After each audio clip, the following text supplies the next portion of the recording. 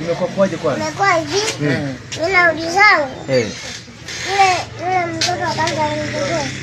Alipokuwa ananichokoza mimi sinaumwa mbovu.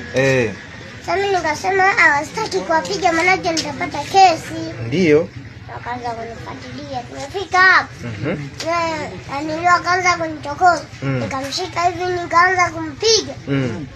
Nikamtania pale na mkata mtao na muumiza. Yule mkaka mwenye bodaboda ile akasema acha. Nilipofika hapo kaanza kunichokoza. Wale kunichokoza wale watoto. Kunichokoza. Basi kwa hiyo kumbe tumefika hapo mimi naendelea nyumbani. Yule mtoto akaanza kusema njoo nikaongea ndio. Nikafika hapo. Akaanza kunichokoza nikampiga na begi langu. Nikampiga. Sasa akaanza kuleta wanaanza kunifaa. Nikavua begi nikasema ngoja msaki na kuja sasa hivi. Unasoma darasa ngapi?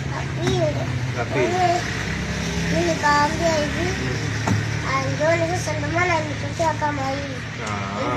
Kwa hiyo wale wanasoma darasa ngapi? Sipendi kutokoza sipigana kila mtu wenyewe wanataka kunionea. Kwa hiyo sasa hivi wewe sio mkorofi?